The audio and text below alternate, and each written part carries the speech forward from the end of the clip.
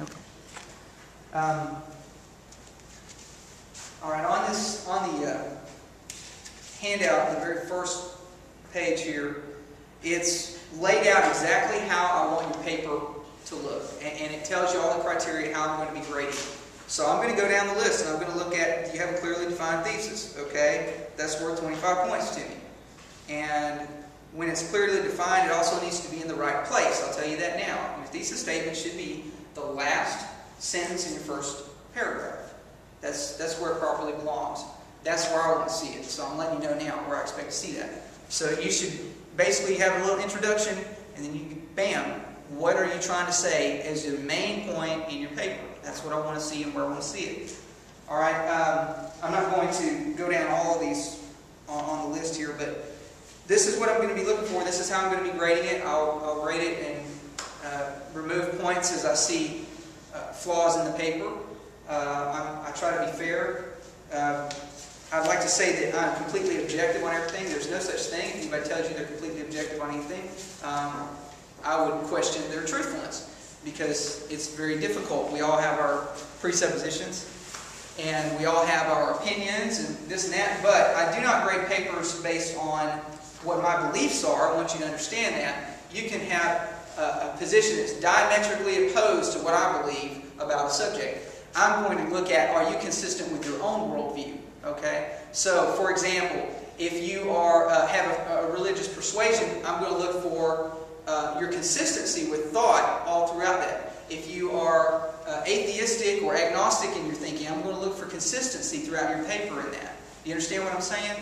So you can be Buddhist, Hindu, whatever. Are you consistent with your own belief system as I read through the paper, or do you contradict yourself? I will find that. Trust me. I will see it if you contradict yourself. So you need to make sure that you are consistent and you've thought things through as you approach a subject. But in the paper, I'm not really looking for, I'm looking for an academic paper. That means you're going to handle it in the third person. You're not going to refer to I or you. That should never be in your paper. I or you, I should never see that, first or second person. Third person, everything is as though it's objective, okay? It should be clinical in that sense. It should be, you're referring to, you can say they or it or whatever, but you should never say I or you in an academic paper, okay? So those are things that I'll be looking for.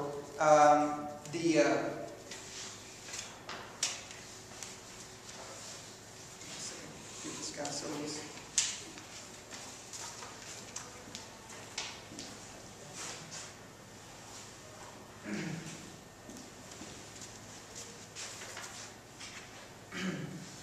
Okay. Any questions about the paper right now? Let's go with that. I'm sure you'll have some as the semester carries on. Okay. The other requirement, you'll see presentation is worth 200 points. That's 20% of your grade. Okay, so you can ace my exams, make 100% on all of them, and then choose not to do a presentation, and you're going to automatically have what? Maybe you can still salvage a B out of class, and that'd be the best you can do, right? It's 20% of your grade. So that's important. The presentations are important. The difference between the paper and the presentation, I want to tell you now, it can be the same subject. That's fine with me. It can be the same subject. But I'm looking for two different things.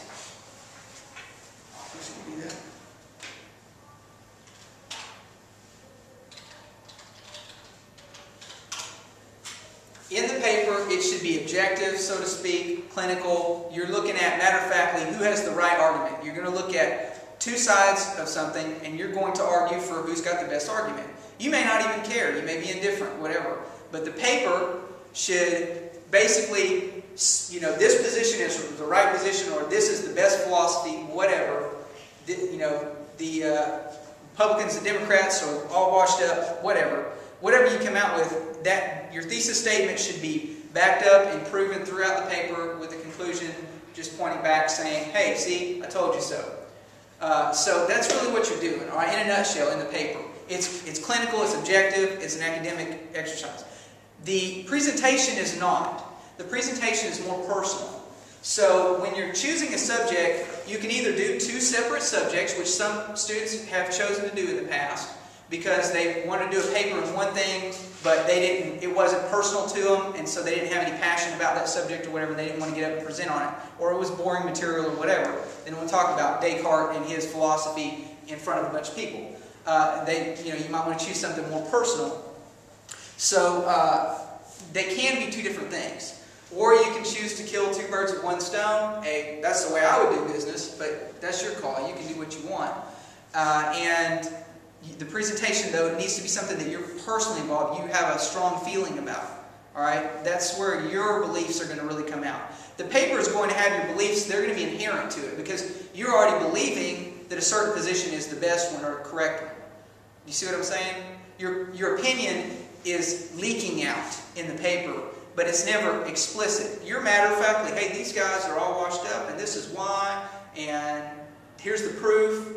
Okay, this is how the paper is going to work. And you're just saying matter-of-factly. It needs to be as though it's a fact that this position is the right position. This is the right belief. But your presentation is going to be, I really feel, you're going to have a little more feeling words. You're going to have this is personal to me. This happened to me, whatever. It can be very, very personalized. All right? So if you choose to do the same topic for both, that's fine. A list of sort of pre-approved topics is attached. On the back sheet here is the guidelines to the presentation. This is how the presentation will be graded. The sheet behind the paper guidelines. So this is what I'm looking for on the presentation. Make sure that you're ready to get up here. I've backed off my minimum to 7 minutes. It used to be 10. So I'm giving you a break that previous students weren't given. 7 minutes, you can get up here, but I've had a student get up here 5 minutes flat, done. Don't be that guy or girl.